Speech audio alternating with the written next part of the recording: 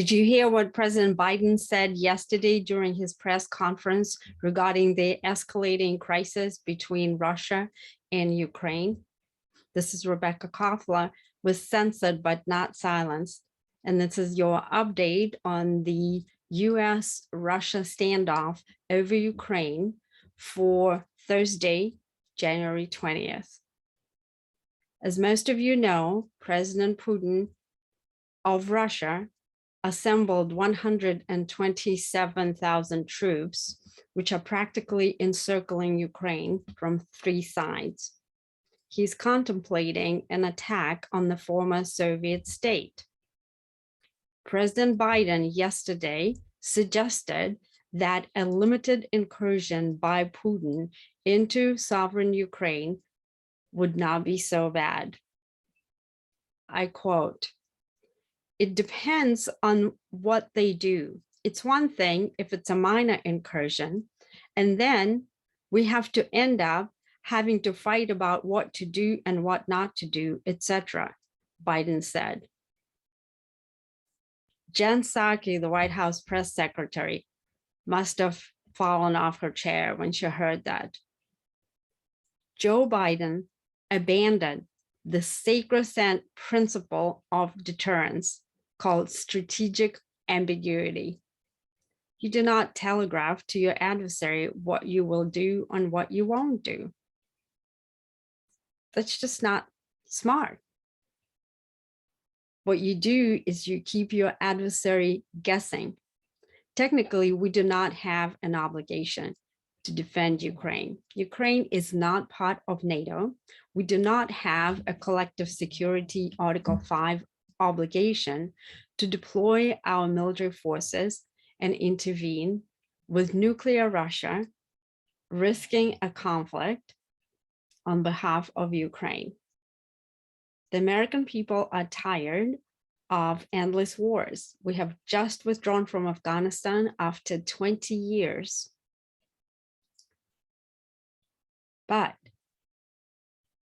what is happening right now in Russia, in Ukraine rather, with regard to President Putin wanting to reconstitute the former Soviet Union and take Ukraine back into Russia's orbit, will have profound implications. While Ukraine is not part of US vital interests, which means our sovereignty, territorial integrity, and long-term survivability are in no way dependent on Ukraine, Ukraine is part of our strategic interests. This is the area that the United States has pursued for 30 years, a bipartisan long-term policy to prevent Russia from emerging as a dominant power in Eurasia.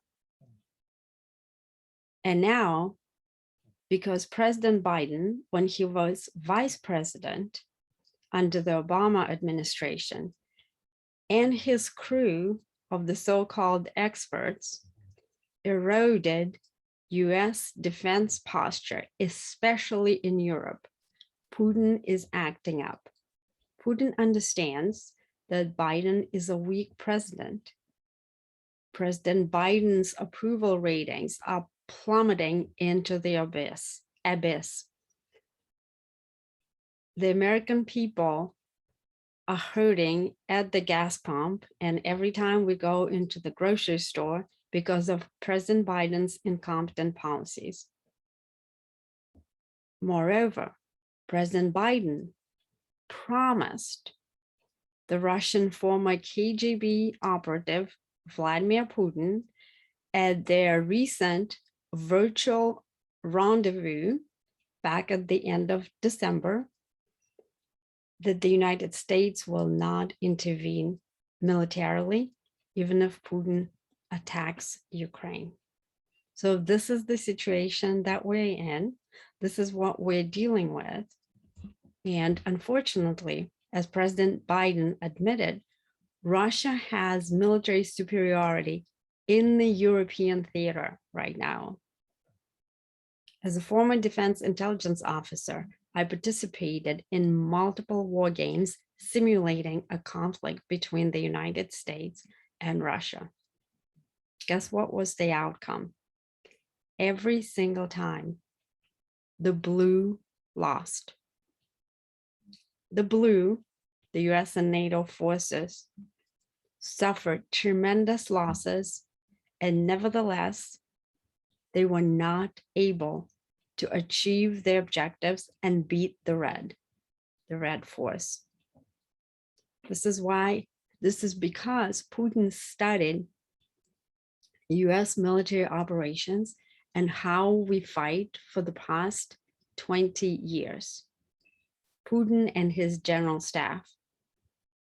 And they developed a strategy that they called asymmetric, in which they exploit US military's vulnerabilities, such as high reliance on our space assets to conduct military operations. Every single aspect of our warfighting capability, such as missile warning, navigation, intelligence collection, precision strike, are dependent on our satellites. And Russian planners and strategists who have decided that the United States and NATO are Russia's top security threat, they are keenly aware of it. So at this point, President Biden's best option is to stop talking with the Russians. These talks are not going to lead to anything. The Russians submitted an ultimatum to President Biden, demanding that we promise to them that Ukraine, Georgia, and post-Soviet states will never become part of NATO. Well, these are non-starters. So what is there to talk about? Putin is simply running circles around Biden while he's planning for a strike on Ukraine. So we don't need to help Russians collect intelligence on US personnel while they're trying to supposedly negotiate with them. We need to stop this. Let's go back to basics, rebuild our military, and then we can negotiate with the Russians from the position of strength. Unfortunately, at this point, President Biden and his crew of the so-called experts, which are basically the same characters as President Obama's, the ones who danced the reset dance with Putin, they need to go back and do their homework on Russia and stop talking. There's nothing to talk about. This is Rebecca Koffler with Censored but Not Silenced. Please check out my book, Putin's Playbook, Russia's Secret Plan to Defeat America. It explains what Putin is up to, what his motivations are, his mindset, and most importantly, his plan of what he would like to do to destabilize the United States. And I suggest that our expert pick up the book and do the homework. It will do them some good. Thank you for listening.